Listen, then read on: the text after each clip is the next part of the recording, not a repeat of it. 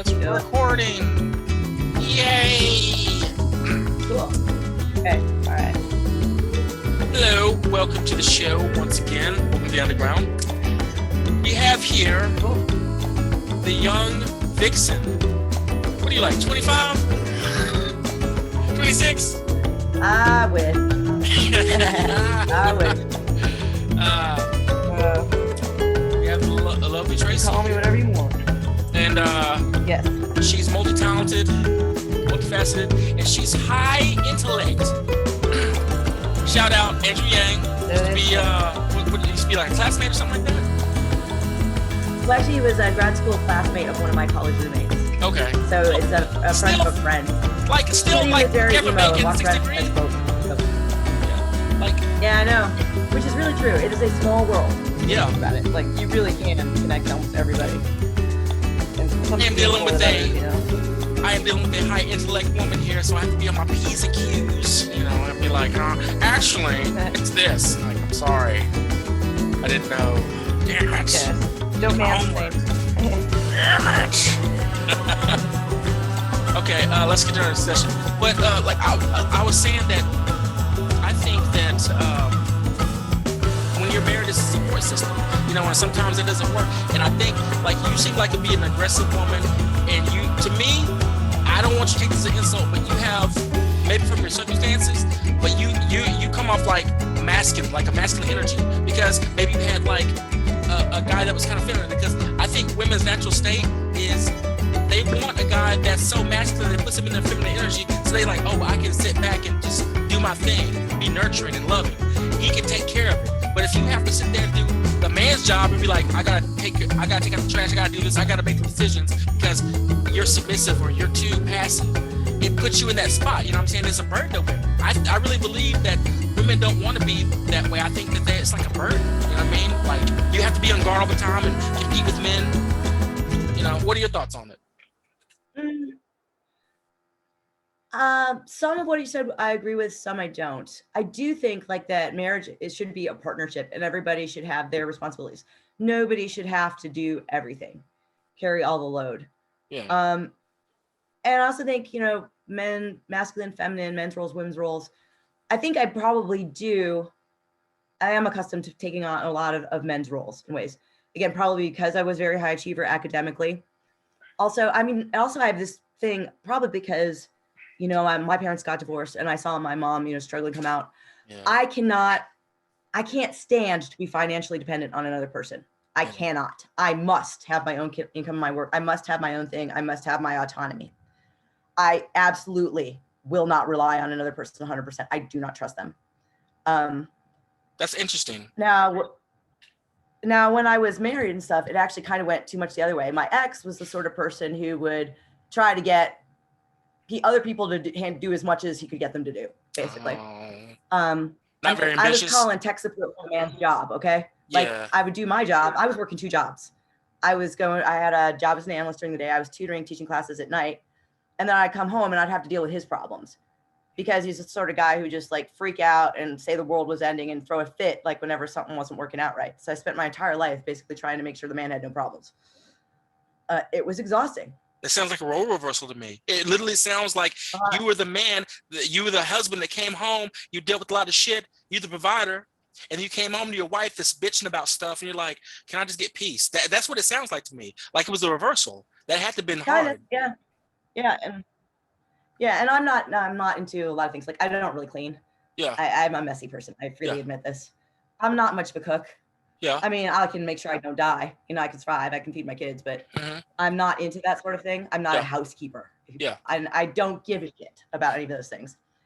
It's like we would buy stuff. My ex-husband, he could spend hours in Pottery Barn deciding what accessories looked right and all that. But I'd put them together. Like I would be the one putting shit together. It sounds like I'd be the one fixing stuff. It sounds like it was a role reversal and he was like a beta male provider.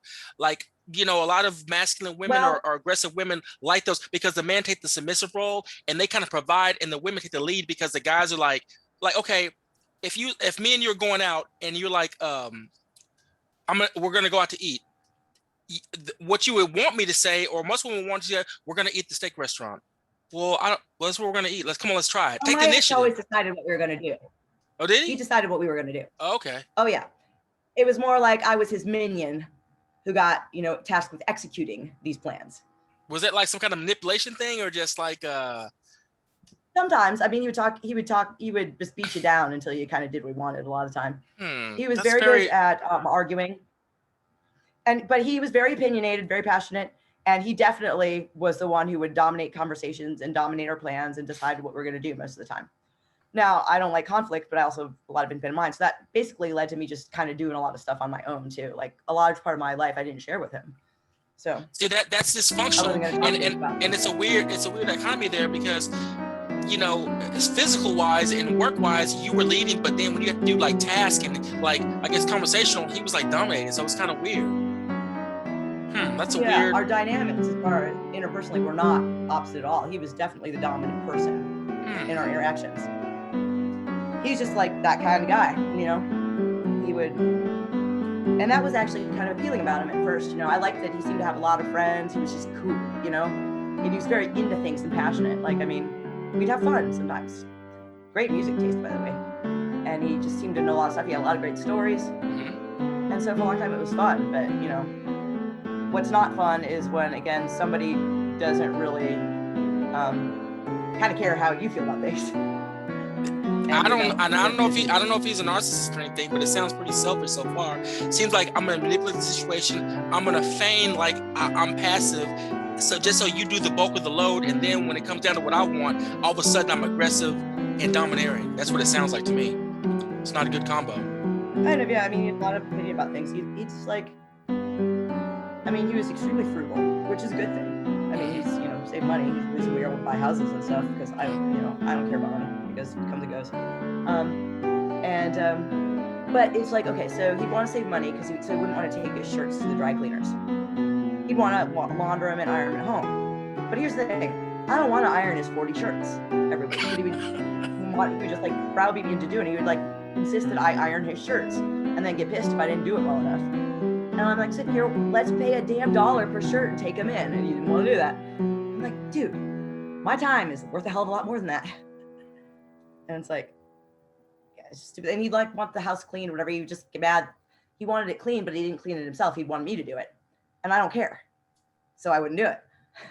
See, it seems like your coupling was just off. Like you both have different styles that conflicted, and you both want different things. He should have got a traditional type of wife that was like, okay. And you were like more progressive, like, bruh, just microwave it. I'm good. Yeah. It's kind of a weird way that you guys actually got married. It's like, I don't think y'all guys vetted each other too well. Maybe it was like passion. No. I mean, it's funny. He was my first serious boyfriend. Ah, okay. I met him when I was 22, and I never really dated before that. What? So I just didn't know any better. Like and a lot of it was because of communication style. I don't like conflict, or at least I'm better at it now. But when I was young, I would do anything to avoid like somebody yelling at me, pretty much. And so I would just agree. Like, and he was the sort of guy who will, just pound on you and beat a dead horse until you agree. So you just agree. That was the easiest way. And I didn't know enough to know that wasn't normal. Yeah. That's not a very good trait, because when you're like when you avoid conflict like that all the time, it makes it really easy for you to become a doormat. Even the people that you have better attributes than, even the people that you have, I guess you're more aggressive or you're more intelligent than, it's like, I'll just cow down. It's not good. It's true. And I will credit this. It's like, like when you back something to a corner, you can run, but once you're backed into a corner, you have to do something, right? Yeah. So by necessity, being with this man for 18 years, I mean, I did learn to argue a little bit and to push back a little bit. And that has proven very valuable. 18 years? But I also learned I don't want to fight the way he fights. It's like, It's important to fight fair. It's important to be able to have a discussion that's a discussion and not a screaming match, and to be able to say what you want up front and like not have it be a result in a bunch of hurt feelings. That's something I learned from that. I had to learn to, put it out there a little bit. I got better at that. Of course, it still didn't change the fact that he wasn't going to be logical about it, that he was still going to, just.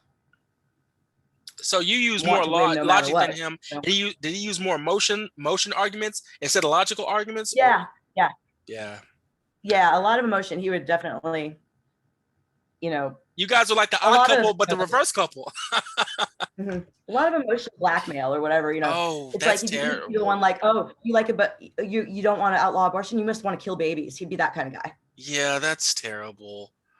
Oh, Yeah. I know a couple And if you that. didn't agree with him, yeah, he thought you were either dumb or evil if you didn't agree with him. See, basically. that's controlling. And I know a couple that unfortunately when they argued, the wife would say, you know what, I'm done. That's it. I want a divorce. And then 2 days later they'd be like hugged up and kissed. I'm like, that's super toxic. That's not good. Yeah. That you can't blackmail your husband because you're mad at him. Like, that's serious stuff. No.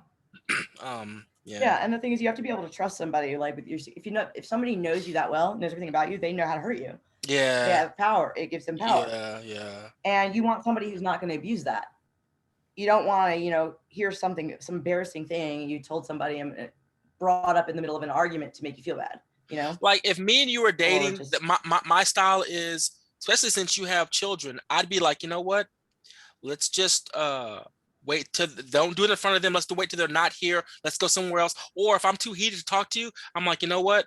I'm gonna go for a walk and then I'll come back and talk to you, because you don't want to say just stuff. You want to try to, even if you don't agree like this, well, you want to be respectful and just get it out, get it done instead of just, oh, I'm so mad at her. Like, come on, you know what I mean?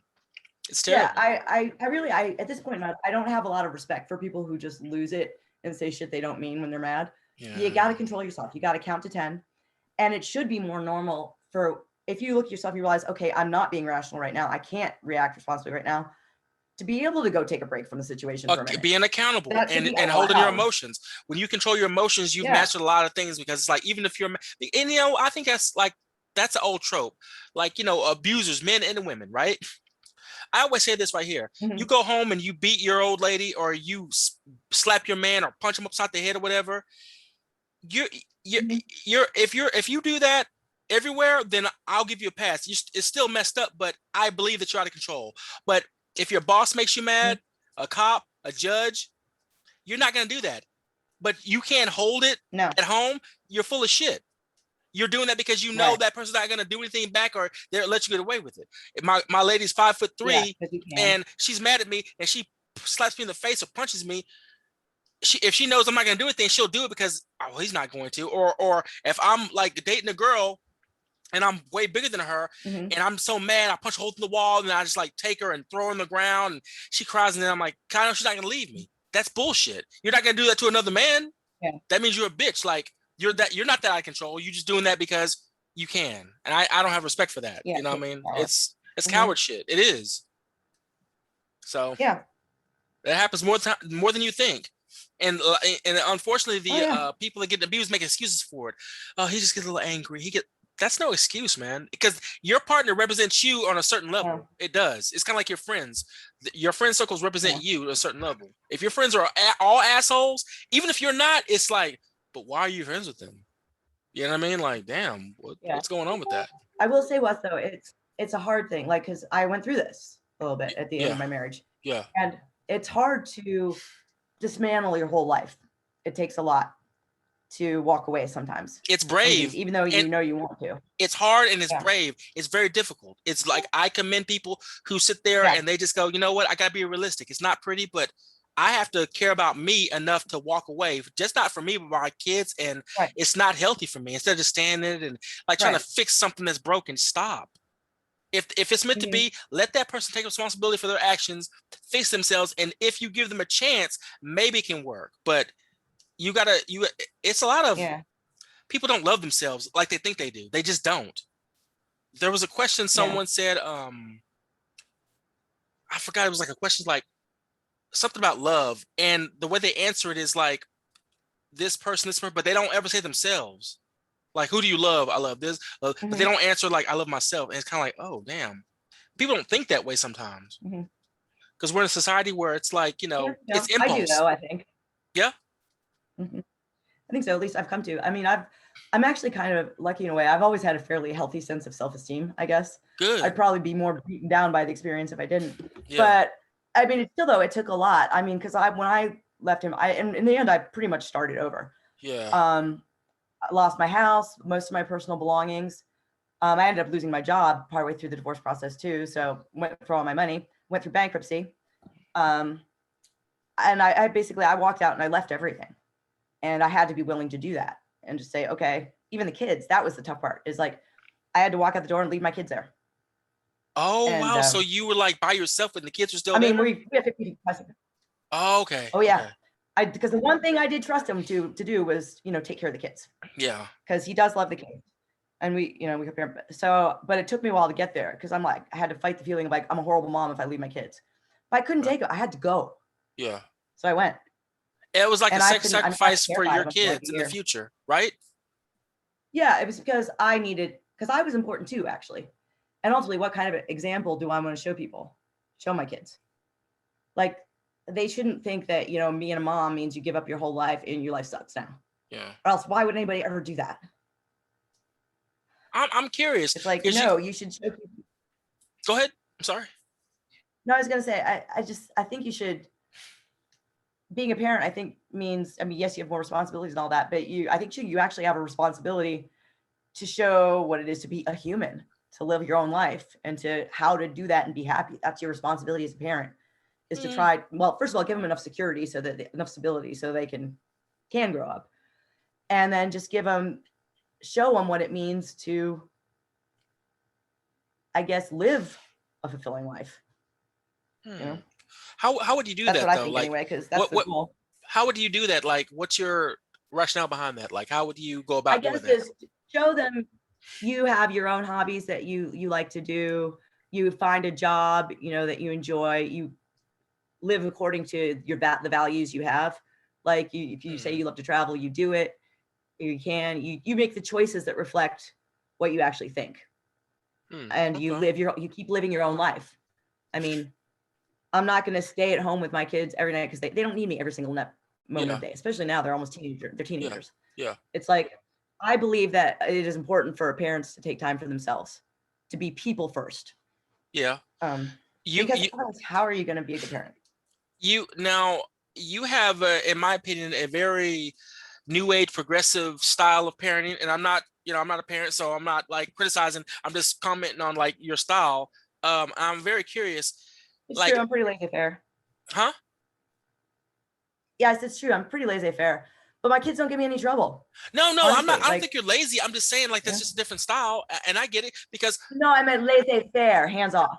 Oh, okay. I thought you meant like, I'm pretty lazy. That's fair. I was like, whoa, I didn't say that. Yeah, okay. No, I mean, I am lazy sometimes, but no, I do a lot of shit. It just may not be the shit that other people think you're doing. Yeah, and it's your children, so it's your business, Yeah. I'm curious. And I've been rewarded for that. I mean, I don't have time. Like, you have a boy and a girl, correct? Yes, I do. I have my daughter's older. She is almost 15, and my son is 12. Okay. Let me see. I'm gonna go ahead and say with confidence, you're not a traditional woman. So I'm curious. No, I am not. Are you going to teach, or do you think, or are you going to teach a woman? I said woman. Are you going to teach your daughter to be traditional, or are you going to teach her to be, I guess, new age progressive, or are you just going to let her kind of do her own thing? I'm letting her do her own thing. As she gets older, I share a little bit more of my truth with them, if you will. There are some things I'm never going to tell them. Yeah. Like, they do not need to know like all the shit between me and their father. And that's important. There's stuff they don't. That's cool, because you don't want to mess up the perception. Just, that's between you guys. That's not their issue. You know what I'm saying? So I respect that. That's really cool. But I mean, I'm going to let them pursue what they want to pursue, and do what they value. I mean, my daughter, it turns out, she's a clean freak. She likes to clean. She's into cooking, and she's artistic. Okay. So I'll do this. Basically, as long, there's only two things I want to hear, that they're doing what they're supposed to do. I don't want to be getting messages from the teachers. Mm-hmm. As long as your homework's getting done and you're getting good grades, you're not going to have any problem or interference from me in school. Yeah. You can ask me for help with your homework if you want to. Hey, I am a professional tutor, but if you got it, you got it. And I don't care, as long as you're doing okay. Yeah. And not in trouble. And the other thing I care about, I don't want to hear you've been an asshole to somebody. Yeah. Like, been mean to somebody, or bullying somebody or something. I don't want to hear that. Then we're going to have problems. Well, that sounds like you can be a Beyond that, disciplinarian, and that's good. yeah, I mean, it's like if I'm gonna check, and if we got to get your homework done in the next hour or so, we're gonna. Or if I get a note from your teacher, I'm gonna ask you what the heck's up. Yeah. And I'm gonna check on you for that. But I'm not gonna sweat the small stuff. Like I don't care if you want to dye your hair funny color, my daughter, or what you want to wear, as long as it's not like clearly weather inappropriate or gonna, So or okay, illegal. there's a little conservatism in there. There's a little bit. There's a little bit. Not like such like But whatever they want to do. I believe in you have to fulfill your responsibilities. Yeah. Like and you have to be a decent human. I expect them to not be assholes, basically. So it sounds like your parenting style is coded in discipline with a hands-off approach. Like I'm gonna put you on autopilot, but I'm gonna guide you if you get off track. Kind of like that. Like get your studies done, be polite to people, be respectful. I don't really punish them. Yeah. I don't have to punish them much, and I don't really yell at them. The only thing I yell at them for is fighting with each other because it drives me bonkers. Siblings. And they do it. Yeah. Yeah, my daughter, my son is actually bigger than my daughter because he's younger. Yeah. But he hasn't necessarily figured that out yet, and she's meaner. Lord, that'll change. They are not next to each other, and it drives me freaking bonkers. So it's like, okay, so basically you don't have a helicopter parent style where you're just like, oh God, oh, yeah. That takes a lot of energy, it looks like. Seems like there's girl issues with that kind of style where you just control like almost every aspect. Nice. And I was a kid, I was very independent as a kid. I mean, my mom was working and stuff. I did my own thing, and I didn't really need a lot of school and stuff like that. I didn't respect the kids' parents did before. I'm sorry, and I was probably a little bit of a annoyed well, because I don't respect you because you run perfect. Well, like, not everybody's a part of kid stuff, okay? Okay. I know. I just but I'm sorry. I mean, if you don't do your own work, I mean, I don't respect you. I don't care if it's good or not. You have to be 100. You do your own shit. I gotta speak up for the rest of us. Listen, C's get degrees, okay? Listen, we gotta stand up. All my slackers out there, you know what I mean? I don't say okay. I'm not against slacking. I'm just saying, don't come to me and copy my work, and expect me to respect you. Have integrity. Yeah, I get that. Like, oh, yeah. Like, do the work. You know what I mean? I respect you. Good effort. And it's a different story if it's supposed to be a group project or something like that. When that's part of the point is to collaborate with other people. Yeah. Like in graduate school and business school, that's a lot of it. You're doing something you're supposed to. That's okay. Well, it sounds like don't come and expect me to do it. Yeah. Well, the entitlement generation, the entitlement mindset nowadays is ridiculous. It sounds like you're against the whole participation trophy aspect. That drives me bonkers. Like people have to learn how to lose to learn how to win sometimes. Like how are you gonna handle it? Yeah. If I'm sheltered from everything and I ask you on a date and you go no, I might go home and just blow my brains out and cry for 3 days because I've never had to deal with adversity. That's kind of ridiculous. It's like you're damaging me with that kind of thing, in my opinion. Like, come on, man. You gotta win, you gotta lose sometimes. Yeah. Well, I remember when my son was little. When my son was little, he couldn't stand to lose, like board games, things like that. He would always throw a fit. I was like that too. So a lot of the time when I was talking to him, I was just trying to tell him that it's not the end of the world if you make a mistake, if you don't win. Okay, it's like, or he gets so frustrated, like say he was coloring and he missed something or did something wrong. He gets really hard on himself and perfectionistic. That's a perfectionist thing. And I've spent not a big deal. Don't freak. First, I want to say that, yes, back in the day, is the enemy of happiness, to be honest. Yeah. I want to say that, yes, I did throw a fit when I played Donkey Kong back in the day and I lost. I threw the controller down. Yes, my stepfather was like, no, you go. I'm like, oh, I hate everything. Oh, Donkey Kong. That damn ape. But yeah, I kind of grew up. But for a minute, you don't sleep all night, right? Yeah, like I admittedly, there's 20% of that is still left in me, so I can get really competitive and I can lose. I'm like, it's cool. I'll do it again. But there's a little bit of it still there. Yeah. Not like it was where I'm just like knocking over tables and punching the whole two monitors. Like, bruh, all right, stop. Calm down. Yeah. what do you think about, because we and you are a part of the same scene. A lot of people don't know that. So what do you think about the scene as it is now? I mean, it's really changed over the years. It's like really, I'm gonna say, I don't know, not as gritty. It's more fluff now to me. People are easily offended now, and it's like even more drama about like frivolous stuff. Like it used to be drama about like kind of serious stuff, but now it's drama about like really frivolous stuff, and it's like, come on, man. Yeah. That's the thing. Well, I honestly I don't pay attention to a lot of it, and I should say this too. So I did the goth thing back in Boston when I was like in college a little bit. But then when I, my ex-one was busy, I was busy going to graduate school, being married, having babies, working corporate jobs, stuff like that. I really didn't start going out again in this till 6 years ago. Yeah. And I was 40 at that point. So I really don't give a shit about all these things that all the 25-year-olds are so serious. I really just don't care. Oh yeah. And I'm talking about like in general, like what do you think about it? Because it's a lot of stuff like literally you could say something on Facebook and be branded something, man. It's not like it affects your paycheck or your life, but it's like you kind of look and you go, wait, what? Right. I've been branded, and I wear it with a moniker of honor because it's so ridiculous. I've been branded transphobic. I'm like, wait, what? A womanizer. I'm like, what? Since when? I don't really fuck with too many at the club. You already know that. Like I do my thing, but I talk to people here and there, but I'm not like, hey, how you doing? How you doing? Yeah, I'm very like, so by myself. So what? I heard that I was drugging people. I heard that I was a thief and stuff. I'm like, so you just like, where's this shit coming from? It's just the background noise. I know it's some shit. I'm like, really? Huh? So what else did I do? I'm just curious.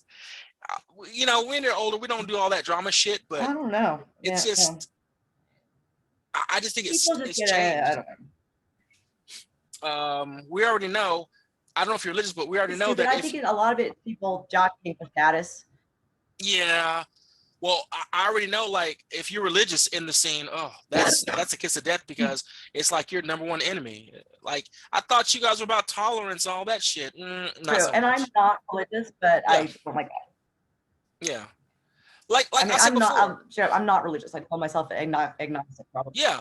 See, I can parlay with people that are agnostic or atheists, and that's fine. But like I said on a Facebook post, I had someone come up. It was during a fetish ball, right? And they were like, fuck Jesus Christ. And people were kind of smiling, laughing. I'm like, okay, Now, if I said that same phrase about the alphabet community, I'd be a pariah. But I'm like, but they're like, well, okay, your religion's a choice. And then I go, then we get into the argument, because, of course, so people got really mad at me. But this is my opinion. I think it's 50-50. I think 50% of people are actually born that way. They feel it inside. And that's what they feel. That it's not like they just feel like I'm a woman or I'm gay or whatever, right? Or I'm a man, whatever. And the other 50% made a choice. And I told someone, I said, if you think that 100% everybody on the planet who tries same-sex relations or whatever, they were born that way, that's ridiculous. I mean, some people in college tried it and they didn't like it. Some people tried it in college and they liked it. Some people tried it when they were older and they're like, you know what? I'm gay now, or I'm lesbian now, whatever. That's their choice, but it's still a choice. It's not like, I think that's improper. It's not even logical where every single body, they're born that way. What are you talking? No, it's a choice. You have to be accountable. Some people I do think are from day one, when they're a kid to an adult, that's what they felt the whole time, and they go with it. That's what they feel. But some people, it's like, you know what? I'm gonna try and kiss the sky. I like it. I'm gay now. It's like, come on. I think there's, just what you're physically attracted to and all that. I think that's kind of affected by your hormones or your genetics or whatever that. But what you choose to do, absolutely, is a choice. Whether you want to explore something or not, whether it's appeals to you on an intellectual, moral, or other level, that's a different thing. But that's what a lot of people can't. They can't. Again, there's lots of opportunities in life open to us. Mm-hmm. Yeah. I mean, here's the thing. Like, I don't like women. I just don't. I I don't was like born men. that way. I mean, I like hey, guys. Um, not in a sexual way. and I do believe some people, but I believe there's some women who look at women, they're like, yeah, and just look at guys and are repulsed, and that's just the way they are. It's their hormones. That's what I'm saying. I believe I think that is some, largely but true. not every single person. I mean, that's just illogical to believe that if you are part of that community, you're born that way. Like, no, it's a choice. No, it like, you know, we have to be accountable. We have to be accountable for our choices. Your development affects it. Choices also experiences. It can because I grew up with that a little bit. I think I grew up with the guy. Well, okay, partly because he was my stepfather's sister's kid, and he grew up in a house of all women. He was very effeminate before gay was really a thing. It was like in the early 80s. He was like a little my age. He was like this. Ooh, stop. Yeah. Ooh, and he was like, I was thinking. I just thought, okay, what a weird little kid. But I wasn't thinking gay. I was like, okay, he was very effeminate, whatever. But you know, they would let him dress in heels and dresses and give him makeup, and he was like 8. I'm thinking, okay, whatever. I'm sure he's probably a homosexual man now, whatever. But I just think that you don't really know till puberty. Yeah. But well, like in my last interview, I had a discussion with. Here's the thing. I think when you're a child. Like what? I think when you're a child, you don't really have a whole lot of sexuality going on yet.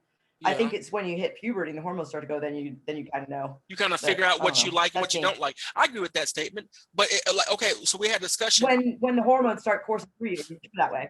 Yeah, about like hormone blockers and stuff, and like kids or trans kids or whatever. And I'm thinking, I just kind of would like. I don't agree with that shit at all. Like, you know what? Okay, listen, my value's like this. If my kid turned out to be gay or trans, I wouldn't like it, but I would accept it because they're my kid and I love them. Whatever. I don't have to like it. It's their life. So I'm like, okay, so this is what I'm going to do to support you. I'll dress you the way you want. I'll go to your whatever you want functions or whatever. I'll be supportive, even though you know how I feel, but it's your life, so I'll be supportive. But there's no fucking way in hell that I'm going to allow you to get hormone blockers. If you get 18, you still feel the same way, have at it, Chief. But I agree with that. Because you're a child. What if you go, well, you did it at 12, and then all of a sudden at 16, you go, oh, I regret it, I hate you. Like, you're being irresponsible. You can't give in to your impulses and damn social trends. Be a parent and be responsible. You're supposed to protect them from themselves. I think there are some things you should not do. Yeah. Yes, I think there are some things you should not do before your body and mind are fully developed. Now, if they're gay, I wouldn't be trying to talk about it being gay. Now, if they were gay, I wouldn't be like, oh, son, don't you like women? Because that's their choice. But when you mess with their DNA and hormone, like, no, I would never do that. If you're 18, go for it. I would never do gender.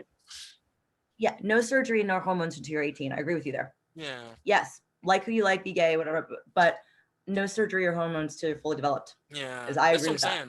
Because too much of your body, too much changes. Yeah. It's like medications aren't approved. Some medications aren't approved for kids. You know, you how much just don't know cost? what it's going to do to the. Somebody told me that you can get covered with insurance, but still, you know how much that shit costs? That's man. And then what if it doesn't take or something happens? You know, that's your baby, that's your child. Now, how do you? Yeah, I just figure some things you got to wait till they're fully developed. Yeah, I know your own mind. Yeah. Now, what were you like as a kid? Were you a tomboy? Because you seem kind of girly. So this is how I learned to lose, because I sucked at everything, so I had to learn to lose gracefully. Yeah, I was a bookworm. I like to read a lot. I did a lot of crafting. Like I started sewing when I was like 9. I made doll clothes and stuff. You craft? I did crafty things. I was always making shit. I never would have thought that. You craft and you love books. Yeah. Yeah. I liked music. I played piano and I was in choir when I got older. I had friends, like some neighborhood friends and all that, but I wasn't very social. I didn't have much of a social life. I'm a little weird. Didn't know how to relate to other kids at all. Like I'm better at it now. I can talk to anybody now because I don't really care. But like I had no clue like what to say to anybody when I was a kid. So have you tested I could opine again about some weird history thing or whatever. Have you tested myself for what? Like the spectrum? My mother thinks I might be on the spectrum. My mother thinks I might be, but I've never Because been tested for I'm it. getting that vibe. You know, I love people on spectrum because I'm always a little jealous because they have a superpower. Like they don't think they do. Like, okay, do you know my friend Todd? Mm-hmm. Todd's, was it Scrutfield? I can't say his dad's last name. Yeah, I do know Todd. Yeah. Yeah. My Scorpio brother Todd. Yes, I do. Yeah. Now, I didn't know. He told me that in confidence, but I'm sure everybody knows now. But he told me that in confidence that he's on the spectrum and stuff. And I thought that's so cool. It makes more sense because everyone I know that's on the spectrum has a superpower. They're usually high intellect and they might have a social like deficit, but I'll trade that shit in. If I could sit there and like just be a math whiz or learn languages like that, like, oh yeah, I know 14 languages. Yeah, okay, I can't freaking talk to people in public. So whatever. That's cool. I think it's a cool superpower. I really do. I have some Aspie friends. Yeah. Well, it's, most of the people I like are like that. Yeah.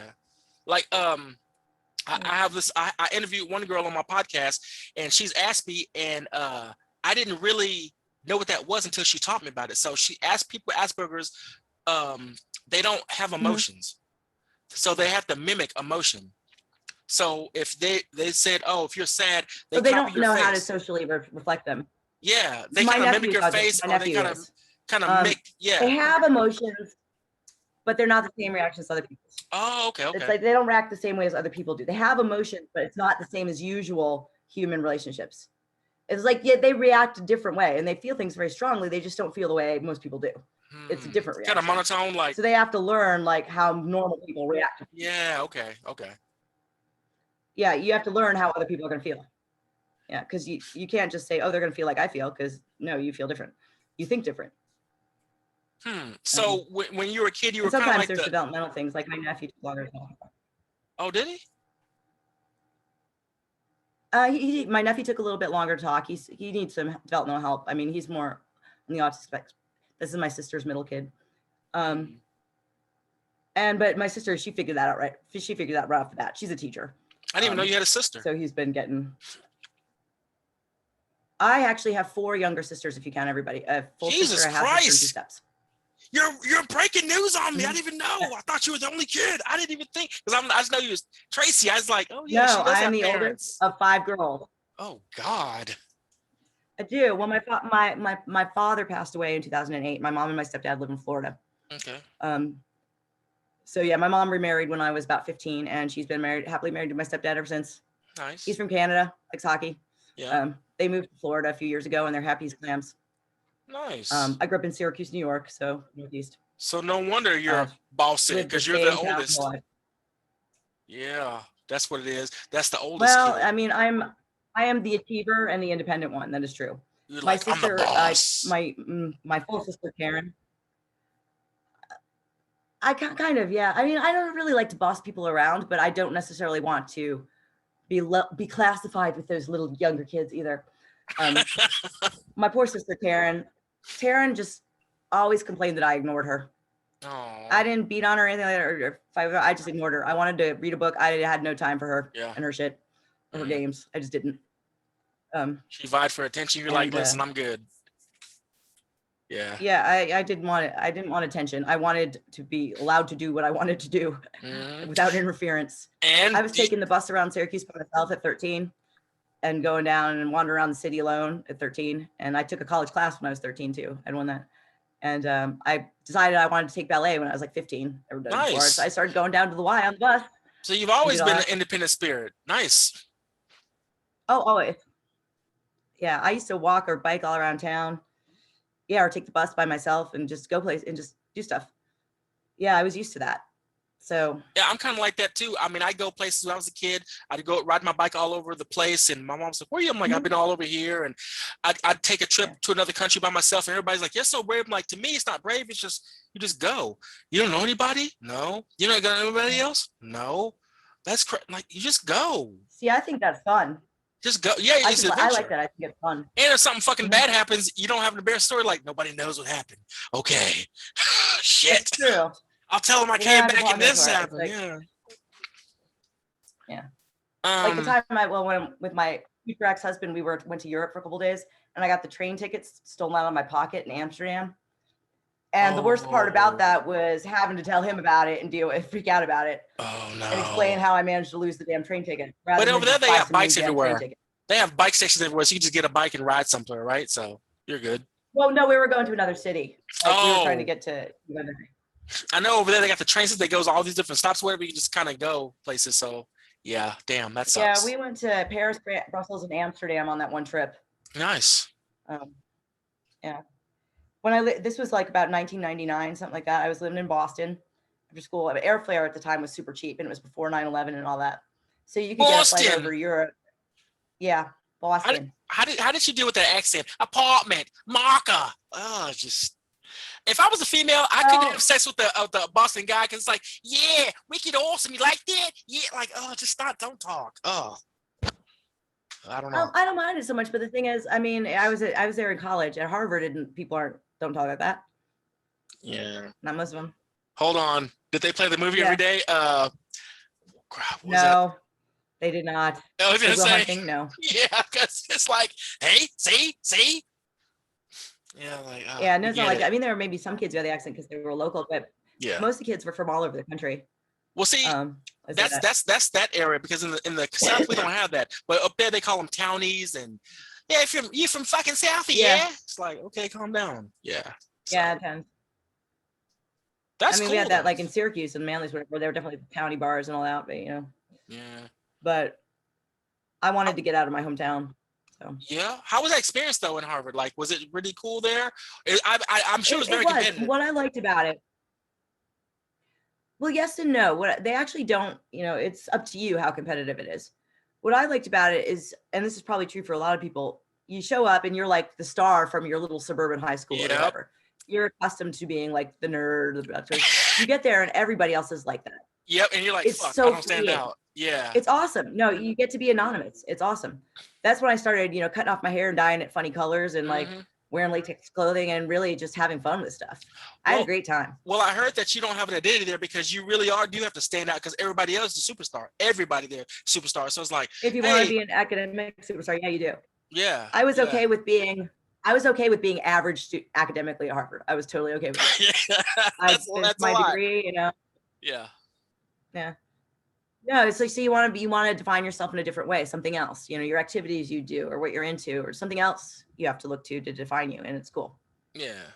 So that's when I started buying a lot of vintage shit, doing a lot of thrift shopping and more artistic stuff. I started a sort of a music project for a little bit and I was in band for a couple of years after college too. Oh yeah. With some friends. I got into more like alternative stuff when I was there and I felt free to do that. It was great. Did you ever play any instruments or anything? Well, that's right. You said the piano, so that's something. Was that hard to do? Did you I started with piano and then I was a singer. I started taking piano lessons when I was 9 and I took them till I was 18. I didn't mind it. I mean, I was never like a virtuoso. I was never going to be a concert pianist, but I was decent, I liked playing well enough and I was a singer. I always did choir and stuff like that. And I focused more on that in college. Don't do it. I was a semi-professional choir singer. I went to chapel every morning and sang in the choir. Don't do it, Tracy. Don't do it. I know you want to say, don't you sing. Don't. No. You're not a superstar. No, I'm not. Don't you sing. I know you want to.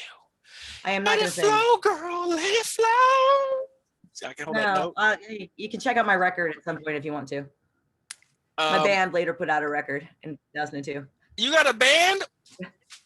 Whoa. I had a band, yeah. What's your band, Tracy? They were called the Jumblies. That's in the Edward Jumble. The Jumblies.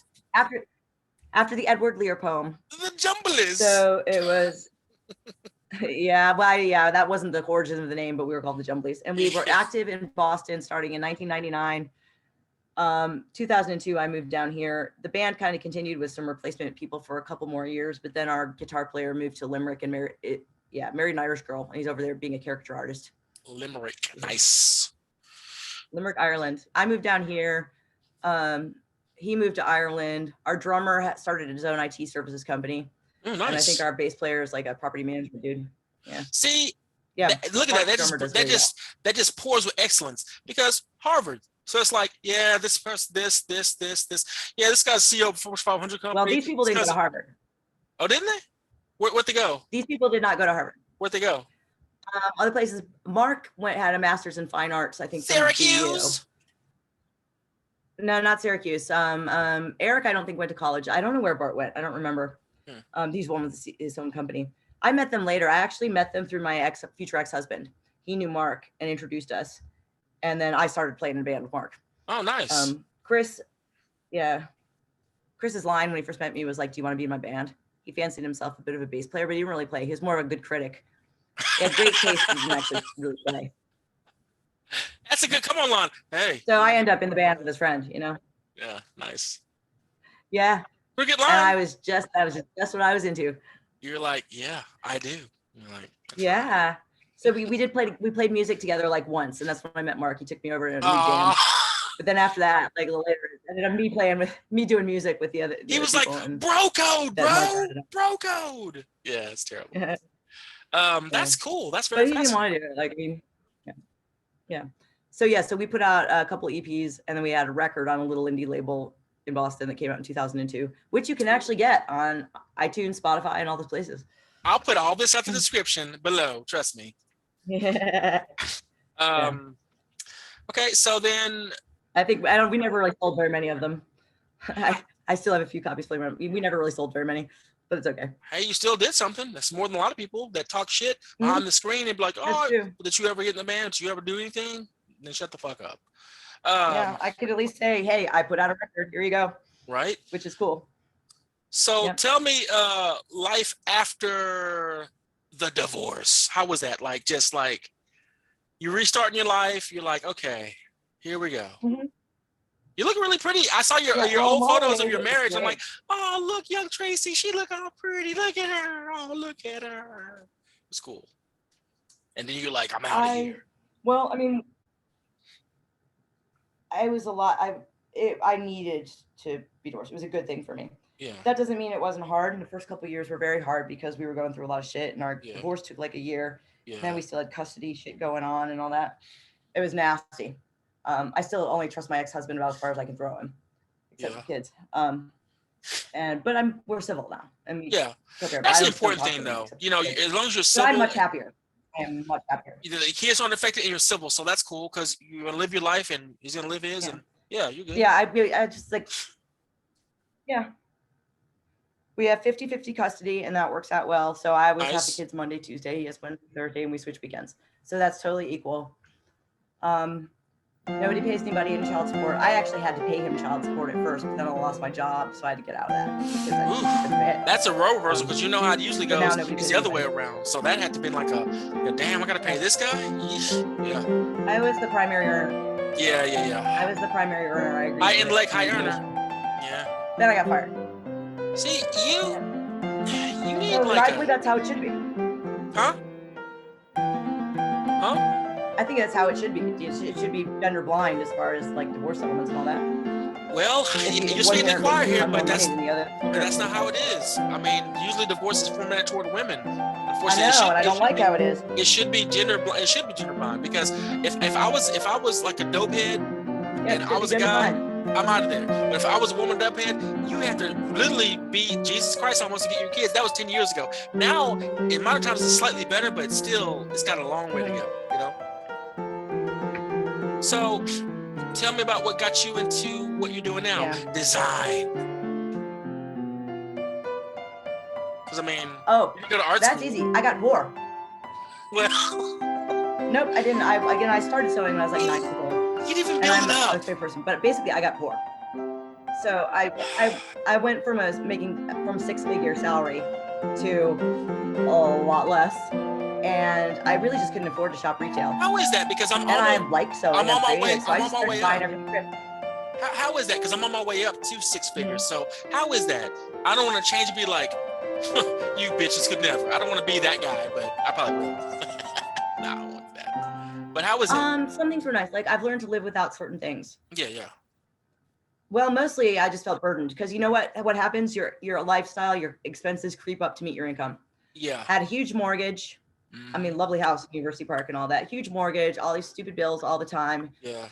I mean, just huge. It's a lot of pressures expenditures too all the to time. keep I that still up. never felt like your head. Yeah, it's a lot of pressure to keep that Yeah. up too, and a lot of I mean, expectations. but I did have. I mean, I had a safety net. Yeah. I mean, what I did have, what it got me, which I do miss, was the safety net a little bit. I mean, I have no retirement savings anymore. I don't have health insurance or anything like that. If something happens, my car breaks down, or whatever, I'm screwed. I just got to borrow money from somebody or figure something the fuck out. Yeah. And I have no credit because of bankruptcy. I used to have it. I mean, it used to be, and I could go to the doctor. I didn't worry about shit like that. And that was nice. I don't really care that I don't have $1 million house. I don't care that I shop thrift. I just care, you know, I worry about the essentials like healthcare. If I have to go to the doctor or yeah. When I was a prison guard, man, I'll tell you what, I had an accident at the job. Medicaid, so. And I had Blue Cross Blue Shield, and I can't tell you, I just was like, $15? Really? That's it? It was nice. I loved it. Yeah. When you work for the state, they take care of you. Having full benefits was nice. Yeah, it was. Yeah. I did all my shit that went regularly to dentist. I got my bunions fixed. I had varicose vein stuff done when I had insurance. Obviously, the birth of my children was taken care of. Oh, don't put yourself out there like that. Damn. Your future husband be watching this like, she got varicose veins, her bunions. Oh, hell no. Don't do your lesson. I had a little bit. Yeah, I got him after I was pregnant. But I don't care. I'm going to tell people. Everybody gets something. Listen. I'll tell you what, I've never had any other work done. These are my real boobs, and this is my real skin, my real face. As a neutral party. I wanted to get LASIK, but I can't. As a neutral party in this conversation, I have never, full disclosure, looked at your boobs. So I'm just going to assume that they're real. So I've never actually looked because I'm respectful. I'm just saying in general, you know, I've not had any of the normal cosmetic enhancements that a lot of girls have. I have not done any of that stuff. You didn't get the butt done? I did, however, get some vein fixed. No, I did not get the butt done. You didn't get the booty done? Oh, man. What's your ethnic background? No. Are you Italian, English? Mostly Irish. Irish? Mostly Irish. And some English, Scottish, and Danish. Ooh, Danish. My grandma was a North Dakota farm girl. Nice. One of them. That farm girl strength. Because you're kind of like your build is kind of, well, I saw your wedding photos, you were a little thinner, but now you're kind of like a hardy build a little bit. Like, not stout, but like kind of hardy, you know what I mean? So yeah. I can see that. Well, at the moment I'm a little chunky, but I also started working with a trainer and lifting weights when I was in my late 30s. Oh yeah. And it made a lot of difference. Like I have muscle that I did not have when I was younger. Was his name Thor? So destroy. No, his name was Marcellus. He was an African American man who was also a preacher. Ooh. I told him I wanted to be strong, and he put the fear of God in me. Marcellus. I loved him. He was great. That sounds like a porn name. Yeah, Marcellus will be. I know. It's terrible. I mean, he was like 60 years old. He was like 60 years old. Don't ruin it. You could have let people believe that he was like, Marcellus. Man, 60. Come on. No, but he had me out there doing stuff like flipping over huge tires and I know that workout. That's really good. That really is good for core and strength. Yep. He really did make a difference. Yeah. Most women do not lift enough weight. Like they do the little bitty weights and it's not really doing anything. Yeah. So he would make me lift as much as I could lift. Admittedly, I still fucking hate cardio. Sorry, pardon my French. I hate this show is uncensored. Duh, this is an adult show. You can cuss. Yeah. I'm not a big cusser though. I'm not big on profanity. When I was growing up, I was told that I am in certain instances. The lack of imagination. I'm a big cusser in certain instances. My dad would tell me to be creative. Yeah. Yeah. I mean, I do sometimes. I'll be like fucking douchebag, but you know, I'm not like just cussing. But in certain instances, I'm like, yeah, I'll cuss. Yeah. As do I in certain circumstances. But I was just like, my dad would do creative cussing, like make up unusual ones, you know. Like I don't know. So, like I heard a guy at a job I had a long time ago. He's called these guys I don't clowns. give a rat's behind or a duck. And that really hurts. It's like you're just a clown. It's like what? You're a clown. That really fucked people up. So I was like, whoa, start using that. Of course, I use a word. It is demeaning, and I am working on that. I admit that I have I have an elitist type of mentality, and I shouldn't. I don't know where it came from, but I just do. I feel a certain way, but I try to be civil, and I try to be nice because I don't want to be like a jerk. But when it comes out, it comes out, and I use the word peasant, and I know that's very derogatory, but I'm like, you fucking peasant, and I mean it with conviction and vitriol. But it's like, ugh, I'm trying to work on that. It's like, eesh. But it's like, Yeah. some people are low class and just uncouth, and I don't have a lot of tolerance for it. Like, come on, man, really? That's true. But now how I would define high and low class might be non-traditional. Yeah. But I would say I define classy as having a certain amount of emotional maturity and self-control. Yes. I don't know. Yes. Yes. Yes. And being able to have poise. Knowing how to be tactful. Yeah, being poised under pressure. Like, if someone's like this, well, okay, that's fine. Not reacting because when somebody's trying to bait you. You know what I mean? Like, oh, that's control right there. Because it's really easy to lose control nowadays because we have so much information coming at us, and True. A lot of trigger points. I mean, everybody, we both grown up in America. I think I mostly, right? Mm-hmm. So we've been conditioned in the first world conditions, so we probably can get triggered more often than someone that came from like maybe a third world country. I think they came from grittier stuff. You know what I mean? They're like, hey, it's not that serious. You can drink water whenever you want. You can eat. You can go outside and not have a child soldier shoot at you just because someone got your latte messed up or it finished you. Calm down. So I'm like, yeah, you're right. You're right. Yeah, gives me perspective. I do, and honestly, I'd say the past 6 years or so, it's actually the first time I've ever like lived by myself or whatever, and just having to deal with not, basically being poor and all that. Hey, kitty, leave that alone, kitty. It has been good for me. It's useful. It's given me some perspective. Yeah. Like I learned a lot of things that I thought would be like the end of the world just aren't. It probably made you more humble a little bit, right? A little, I'd say so, yeah. I mean, I like to think that I wasn't too much of an arrogant asshole beforehand, but I probably took a lot of things for granted. Full disclosure, I think I'm dealing with that right now, being an arrogant asshole. But I'm realistic and I call myself out. And I'm really trying to actually work on it. Like there's a difference when you like, oh no, you don't try to work on it. But I'm actually trying to work on it. Like because it's better to be humble and just try to be parlay. Even if you don't particularly care for the person on a personal level, at least try to be civil. And because you never know, that person could save your life, or it could, we could work with them. Yeah. Now, what I don't like though, I hate false humble. Like people are putting themselves down all the time because I think they're supposed to. That's just so irritating. I just don't put anybody down either. It's different than humble bragging, but that's what happens a lot too. Like, have you seen online? Well, okay, let's say that you're online and you're like, oh man, my cat did something and I'm just stressed out today. Okay, I would go, oh, that sucks. And that's it. Maybe even if I commented, that would say, oh, that sucks. But what they do online is, oh my God, Tracy, you're so beautiful. But what is all that shit? Like, you're an adult. What do you have low self-esteem or something? What is all they vie for all that placebo and superficial attention, and it's fake and it's really insulting. Like, you don't need all that shit. Did you ask for that? I know that I have a reputation online, but these white knights. I'll only post about bad stuff. I'll only post bad stuff if it's funny about myself, like the funny shit I do. Yeah, like you're like, well, I did my refrigerator, but I installed the thing wrong backwards. I was like, well, I'll put my whelp in there or whatever, right? Or like, I locked myself out. I locked my keys in the car, that kind of thing. I'd break it, that kind of shit.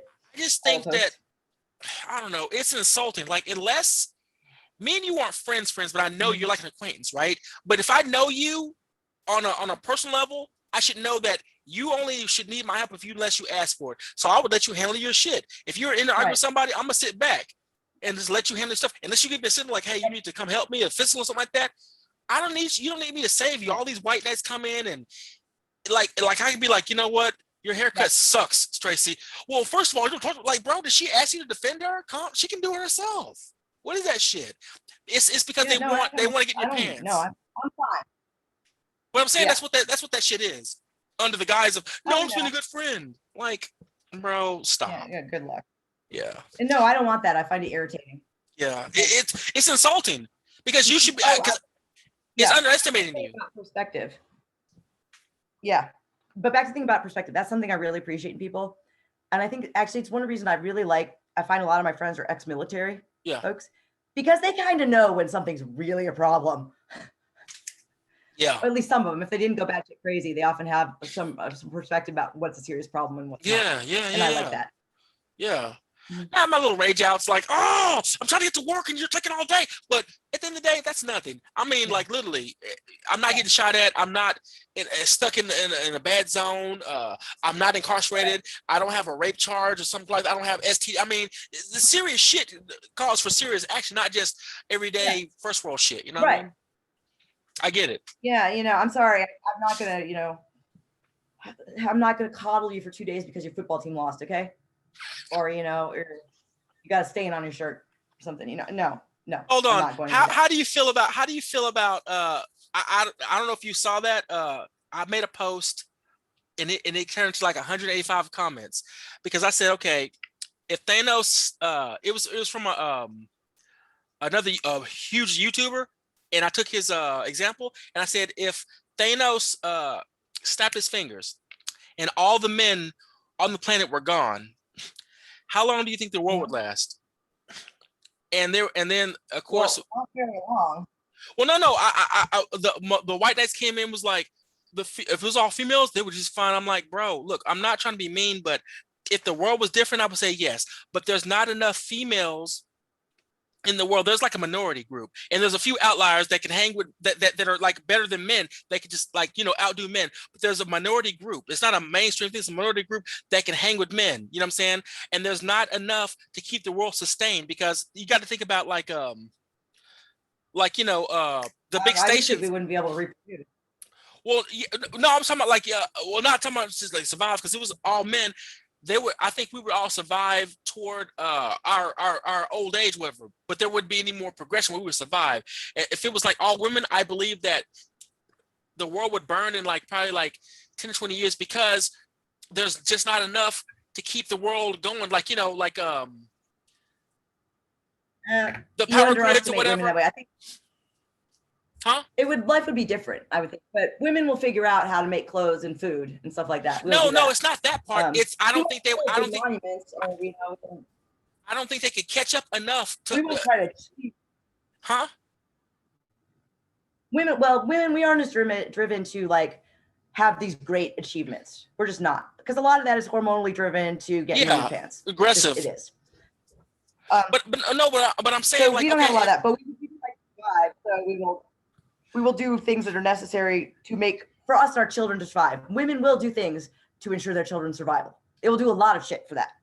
But I'm saying this right here: if the world, as it is right now, if there were no more men on the planet, and there were just and I'm talking about no more boys, no more teenager boys, no more teenage girl baby boys, are all females, I think the world would burn in 10 to 20 years. And this is the reason why: because of there's not enough women to keep the world running. Like the power grid, stuff like that. Sometimes it takes upper body strength and to run that kind of stuff. You know what I mean? Like the power grid that happened in Texas or whatever. Now I think that they could try to adapt to it, but there's not enough time. Because first of all, you'd have to sit there and read the manuals and try to keep the internet going, all that good stuff.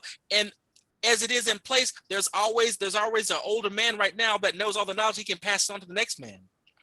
Right now, if all the men were gone, women would be like, okay, they'd have to figure it out from scratch. So the majority of them, not some of the minority or the outliers wouldn't, but the majority would, and it would be chaos. You don't think so? I think you're right that certain aspects of society would be lost. Like life would become more primitive on a lot of things. A lot of things we wouldn't be able to do. I don't, but we're not as. It wouldn't be quite as much chaos though, because we don't physically fight as much. But look at the emotional outpour. Look at the emotions. Imagine a whole city of women, and then all of a sudden some of them are panicking, and there's no men around, and there's a power outage or whatever. And then there's crime, and then all female police force or firefighters. It'd be chaos. Wait. Well, here's the thing. If there was nobody else to take care, when there's nobody else to take care of you and to fulfill that role, somebody will step up to do it. You would notice more differentiation among women. Yes. Types of women, I think. Yes, that's what I said. That's what would happen. And I believe that. But as you know, there's not enough all over the world. They're in certain spots. If it was out of, let's say, 1,000 women, if there was let's say 300 of them that were like that. Yeah, but in realistic, out of 1,000 women, there's probably like 100, maybe 150 that are like that. It's really condensed. Like, you know, you don't see that many female mechanics or welders. There's a reason for that. I mean, because women are interested in people, and men are interested in things. People are primitive. Yeah. Now, you get a lot of living in communes. You get a lot of like people, hippies, like growing their vegetables and weeding shit in the woods. People would live. It's just we wouldn't be doing any of this industrial stuff. This is why I say the world would just burn, and I think about 10 to 20 years, because it would take time. Because I mean, think about it. Okay, let's say that you're a woman and you're on dialysis, whatever, or you're on life support. The power grid goes out. I'd say it won't burn because you're not growing vegetables. Yeah. Okay, that's a certain. But I'm saying it'd be chaotic because power grids. Fade away. Power grids. You got to fix stuff. It won't burn. It will fade away. Okay, I can agree. I can agree with that. But you can tell that we're talking, and that's not a knock on women. Like, oh, I'm just saying the nature of it. Like, we men would survive. We couldn't procreate, and we'd be sad, but we would survive because the upper body strength were built that way. And there's a lot more men in the world with knowledge on how to make the world run. Huh? You guys would kill each other. Men would kill each other. I think so, but you guys would kill each other. I think a lot of men would, but at the same time, there's still enough men in place to keep the world running, the internet and the power grids, because there's enough with knowledge already. You'd all kill each other. Come on. You'd all kill each other. Come on. You would. I don't know about that. They're like to break out. Smaller, and you know what? Actually, the smaller the groups you're forced to live in, or whatever, the more there's been research on this, more likely an arch fight. Listen, I don't want to bring this up. I didn't want to bring this up, but you can you can go to Amazon and look up Gully Island, and the men were on one side, the women on the other, and you already know what would happen. The women wanted a committee because they didn't want nobody to be in charge. They wanted to all leave by committee, and the guy's like, okay, you're in charge. Okay, I'm gonna do this. I'm gonna do this. They're very organized. And the woman, I hate decision making. Bro, the ladies, they were jumping like flies the third and fourth day, and they like cut their water supplies by a third because they didn't want to wash out the cancer. They poured all the water out, and then they planted like a pig on the island so that woman can have something to eat. They can hunt it. They named the damn pig. And come on, we don't want to kill it. And I'm like, you guys are gonna die. You're literally gonna die. I tell you what, I would have killed it. I would have killed the damn pig. I'm gonna hunt it. But you're one of the women that are like, hey, you're kind of like the outlier. Kind of like, I'm gonna handle this shit. You were like, no, don't kill it. It's like, bro, if we don't eat this pig, we're not gonna survive. So, I mean. Yeah, no, I don't have a lot of. But then again, it's farm girl genes. That's the thing. You talk, And think about this. North Dakota farm girls, that's Vikings, Right? Like, think about this. Like my great-grandma, this is my story. My great-grandma, she married a man because he was attractive and he was a poet. She basically ran the farm by herself and took care of 7 kids just because she was into him. She thought he was hot. And that's the way it was. He had the sauce. Yeah, too. Nice. Yep. I mean, I don't know. Think about this. If there was a call of all female firefighters or all female police, I mean, how do you think that would fare? Or like you guys had to take a thing from a big old pipe. You have to have strength. I mean, it's gonna take a lot of you. I'm not saying you can't do it. Right. I'm just saying there are things that physically. No, that's what I was saying. That's what I'm saying. I don't think that you guys couldn't survive for a while, but the thing was when the world starts crashing like a blackout or something like that, women on life support, people on life support in the hospitals, that's a problem. Because you gotta sit there and walk up a big old tall ladder, up the thing, and then a lot of women are like, I'm not gonna go up there because they're not used to that. Because the world isn't built that way so far. You know what I'm saying? Because women do other jobs. I mean, the blue collar field is a perfect example. It pays really good, but a lot of women don't do it because it's physically demanding. And there's a reason because they have men around to do it. If there were no men on the planet, you guys would be kind of screwed a little bit. Like, oh shit. Some of them would learn to do it, but you're right. It would take a long time. That's what I was saying. A lot of people die in the That's what I was saying. The time would be against you. By the time you guys caught up, the world would be like. Whew. By the time you caught up on how to fix this big mechanical machine that's going to give power to the half the city because you need a physical force, but you guys figured out a way to get around that. It would take, by the time you figured it out, you know, so many people would die. You know what I mean? That's all I'm saying. And not that women aren't capable, not that they're not savvy and they can't adapt. It's just the time factor. You know what I mean? Look, you have a master's degree. If you gave me a subject in one of your graduating classes or whatever, you're like, okay, you got 3 weeks to learn this. I'd be fucked. I'd be like, okay, internet, you know what I'm saying? Yeah, no prep. I didn't take class 1, 2, or 3. That's all I'm saying. Not that I couldn't eventually do it, but time is against you. You know, the clock is ticking. Once all the men are gone, a power outage like what happened in Texas. I can imagine if there was all women in Texas when the power outage happened. Oh my God, that would have been a catastrophe. People cold. Terrible. We are ingenious in different ways, and again, I'm a weirdo. So yeah, it's all good. No, you're not a weirdo.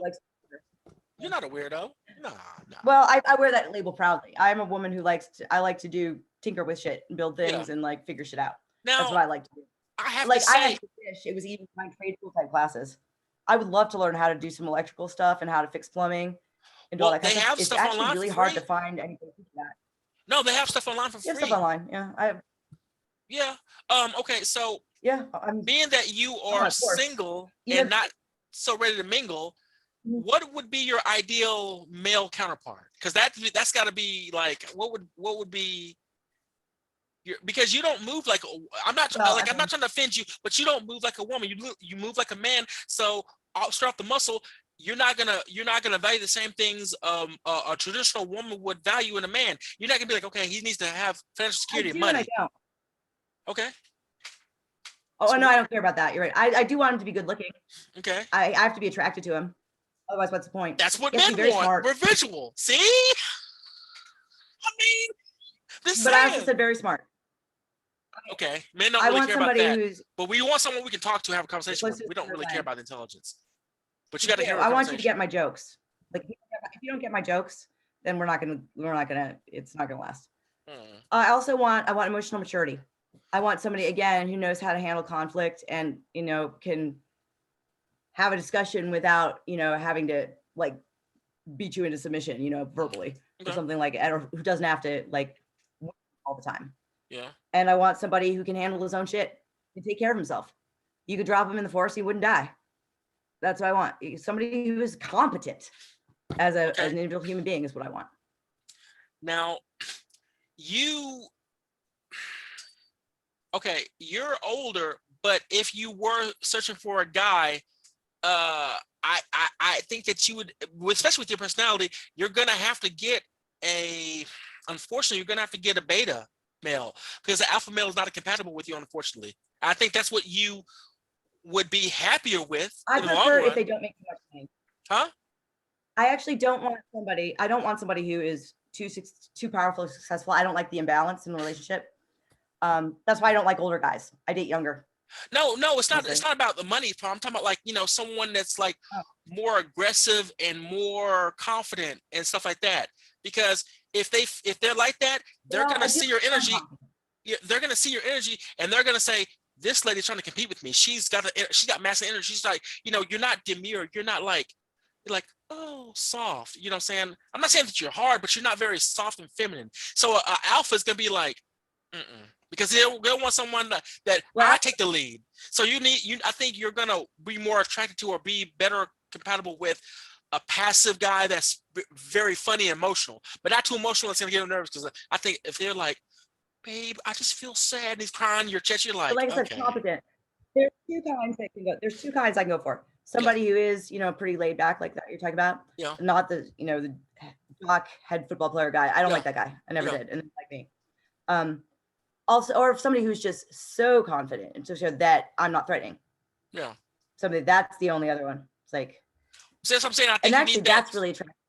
I think you need that laid back guy. Maybe you need the silent, laid back, confident guy that won't let you run things because I know people. I know new age. Well, see, I know people are new age and they want relationships to be equal, but that's not how relationships work. There's always a hierarchy. There's always someone here and someone here. They complement each other, but that's what I believe.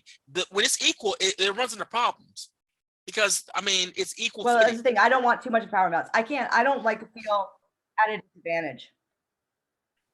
So what is that? What's the disadvantage to you? Yeah, I want somebody I do want my peer, but that doesn't mean they're the same as me. We got to have strengths and weaknesses in different areas. So do you want a man I don't want to feel at a disadvantage or dependent. Do you want to be a man's support system, or do you want to be? I mean, what do you want from a man? No. What would you want from a man? I want to be a man's friend, his equal. What would I want from a man? Good luck. To do fun stuff with, help me with, figure out problems I can't. I know. That's the thing. I mean, I'd like to have a companion. I get it, but honestly, the only thing I would want out of a relationship right now is people. Yeah, but I'm just saying. I don't need him. This is why I'm single and why. Yeah. Well, see, another thing is too. There's no benefit to me. Well, you might want to wait too, because I mean, you do for a future suitor. First of all, you're a package deal because you have kids, so that's another thing too. Especially with guys, some guys want to be single stepdads, but that's a whole other ball game because if your kids don't like him, there's a dynamic or whatever, and he might want to be first in life, and he's never going to be first because your kids are there. So if you wait till they get grown. Good. Oh yeah, I have no intention of living with a man until my children are out of the house. Yeah. It's much. I don't want any interference in my parenting or anything like that. It's much easier not to. Yeah. I was saying the only really advantage to me in having a romantic relationship would be just physical affection, and I can kind of get that without it. Yeah. So, yeah. I mean, I like my independence more than I want somebody's help. I'd put it that way. See, that's not what relationships are about. I'm older, I'd like a companion. I want somebody to do things with that is not in control, you know? I just think that your past experiences. I don't want to be dependent on. I just think that your past experiences have skewed your view because that's not what relationship is about, like helping. Oh, undoubtedly. Yeah. Undoubtedly. I mean, but more power to you. It's just how I feel about it. I just don't know, you know, because you're like, I want to be equal, and it's like I want to be peers. I'm looking for a partner in the sense of like a business partner almost in a relationship. Yeah. Well, see, that's what marriage is, a business. It's a business arrangement. People conflate love with it, but that's like a Disney concept. Love. Back in the day, people made business arrangements. Like, I need the land, you need the land, we need to marry together so we can have this, so we can survive. But now it's, I know he's an asshole, but I love him. Well, you know, and the whole getting pregnant thing. Like I said before, listen, I understand some people stand on abortion, but I'm saying this right here. Ladies. Well, let me say, I had my children were planned. I didn't have them till my 30s. No, I'm not judging. Get married before they're 30. I'm just saying, listen, it's like this. Yeah. Women, as you know, as a woman yourself, women control sex. You control who has sex with it. Unless someone rapes you, you control at the end of the day who has sex with you, who enters your body. So if you have sex with a random dude and you let him raw dog you, that's your fault. It's his fault too, but it's more your fault because at the end of the day, you have control. We have access to relationships and marriage. You guys have access to sex. And I just don't understand all these accidental pregnancies or all these babies around. Like, why can't you just fuck a loser or fuck a guy and just have your fun, but not get pregnant with them? There's 30 plus contraceptives. I believe you take responsibility for yourself. Yeah, I don't do the other. There's literally 30 plus contraceptives before and after sex. Why are you guys still like, oh, I got pregnant by this fucking guy, this fuck boy? He's 19. He's got like he spends all his money in his car. What are you doing? Yeah, and then 3 or 4 years later, they're on Facebook, man, shit. Bro, you did that. You chose him. You could have just fucked him and had your day, but you got pregnant by him. Now you're signed to him forever. You made that choice. You know, I'm not trying to shit on single mothers, but I'm saying, bro, sometimes things happen where you get divorced. Sometimes you got to do it for yourself. I get that. And sometimes you're in an abusive relationship. But at the same time, I have to look at, bro, people don't vet anymore. It's like, vet this person. You dated them or you saw them. Didn't you know they were this? Like with guys, you know, if I date you or if I have sex with you, but before we had sex, you cut up my car and slashed my tires and put me in jail. Why would I get you pregnant? I'm dumb. I've already seen what you're doing now. I have a child with you. I'm an idiot. Man, take advantage, take accountability. You're dumb too. These fucking fuckboys out here. It's stupid. And then they got like, oh, I got 2 baby mamas. Bro, sex is not that good. It's just pussy. Stop. Wear a condom, bro. Seriously. I have to admit, I don't respect that. I don't respect that. I'm all about. I actually prefer to date people who are divorced and maybe also have older kids because they know what it's like. Yeah. I don't respect you if you got like 3 different baby mamas. I just don't. I mean, don't, that's what I'm just saying. like Look, I I'm have not trying to like judge questionable whatever. women who have a bunch of different baby No, daddies. yeah, I'm not trying to judge you like that. I'm just saying be accountable. Like, bro, you got the thing before the ring. You know what I mean? So you got pregnant, and all of a sudden you're like, oh, he didn't even put a ring on it. So now he's off to the next. How? You know what I mean? And then a lot of these females are like, they're mad because I think that's a bad life choice. yeah. A lot of these ladies are mad because the guys don't want to be with them. Oh, go ahead. Sneaking. By the way, I actually got to go in a few minutes here. Okay. I got to go pretty soon, but I kind of agree with you. I think you're dumb for that to happen. I mean, and I kind of don't. I kind of lose respect for people who are dumb. Well, you're high intellect, so. Yeah, I'm not gonna be mean, but I don't agree with those choices. Let's put it that way. You make choices, you gotta live with your choices, and nobody's blaming you. Do you have anything you want to plug? Oh, what? A plug? Oh, well, couple things. First of all, if you like late 90s, early 2000s indie rock, check out the Jumblies on iTunes or Spotify. Why she's showing her Jumblies? Album By the Light of a Blue Moon. Oh, not personally. Actually, I do make a spot too. The other thing, if you want custom clothing made, Franken Fashion DFW. I do alterations, repairs. I can make custom clothing. I do thrift resurrection as well. So I sew. Come see me if you need something sewn. Okay, do you have an Instagram or anything you want to plug? Or? I do Franken Fashion. Instagram is Franken Fashion DFW. Okay. And there's also a Facebook page with that name, Franken Fashion DFW. For the sewing stuff. The band page is older, but there's a Facebook page for that as well. All right. Well, I appreciate you. Thank you for coming on, and great discussion. Thank you. And hope we can do it again. Yeah. And we didn't have to do any crazy edits. Cool. Yeah, fun talking. All right. Take it easy. Bye-bye. Bye-bye. All right. Bye.